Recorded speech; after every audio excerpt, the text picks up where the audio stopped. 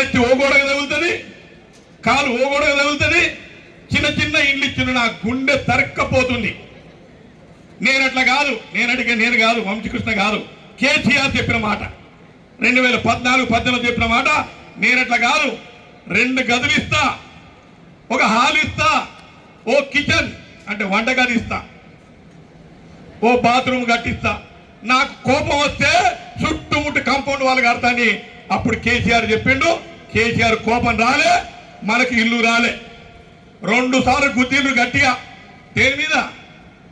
Car గుర్తు మీద 2 సార్లు గుద్దిన ఆడోళ్ళంతా. అప్పుడున్న ఆడోళ్ళు ఏమనుకున్నారు? వాక్కో పెద్ద ఇల్లంట, హాల్ వస్తుందంట, కలర్ టీవీ ఏడబెట్టుకోవాలి, ఫ్రిడ్జ్ ఏడబెట్టుకోవాలని రంగుల కలలు అన్నారు. ఒక్క ఇళ్ళని వచ్చిందా గత 10 సంవత్సరాలలో? వస్తే ఎవరికైనా చేతులు ఇవ్వటండి, ఎవరికి రాలే. రాకపోగా అప్పుడెప్పుడన్నా మన ఎమ్మెల్యేలు మీటింగ్ పెడితే అయ్యా మీరు డబుల్ బెడ్రూమ్ ఇల్లు ఇస్తామన్నారు, ఎందుకు ఇవ్వలేదని అడిగితే పోలీసు కేసులు చేసిండ్రు. ఈ రకంగా ఆ ప్రభుత్వం ఇల్లు ఇవ్వలే. ఈ ప్రభుత్వం ఇందిరమ్మ రాజ్యం,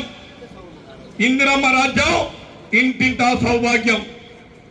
ఈ ఇందిరమ్మ రాజ్యంలో అందరికీ పేదవాడికి గుడిసె ఉన్న వాళ్లకు పెంకుటిల్లు, మట్టిండ్లు, అసలు 3 అన్నదమ్ముల నుండి ఒకటే ఇల్లు ఉంటే వాళ్ళకు కూడా ఇండ్లు. ఇప్పటికే ప్రతి నియోజకవర్గానికి 3500 ఇండ్లు ఇచ్చినాం. రేపో మాపో మళ్ళీ సెకండ్ విడత కూడా ఇండ్లు రాబోతా ఉన్నాయి. మాట చెప్పినాం, మాట నిలబెట్టుకుంటున్నాం. అందుకే కాంగ్రెస్ పార్టీ నానుడు ఏమిటంటే మాట తప్పేది లేదు, మడమ తిప్పేది లేదు. ఎవరన్నారు ఈ మాట? వైఎస్ రాజశేఖర రెడ్డి గారు చెప్పారు. అదే మాటని వాళ్ళ పెద్దలు రేవంత్ రెడ్డి గారు, మా బట్టి విక్రమార్క గారు నెరవేరుస్తా ఉన్నారు. ఈ రకంగా ఇవాళ ఇందిరమ్మ ఇండ్లు వచ్చినాయి. అదేవిధంగా రేషన్ కార్డులు, సన్న బియ్యం. ఎంతమంది 3 నెలల సన్న బియ్యం తీసుకున్నారు? చేతులు లేవట్టండి. 3 నెలలు ఒకేసారి తీసుకున్నారు, సంతోషం దింపండి.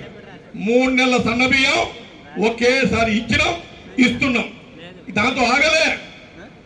చాలా మందికి రేషన్ కార్డులు లేవు. 2014లో పెళ్ళైతే ఓ కొడుకు ఓ కూతురు, ఒకరికి 5 ఏళ్ళు, ఒకరికి 9 ఏళ్ళు.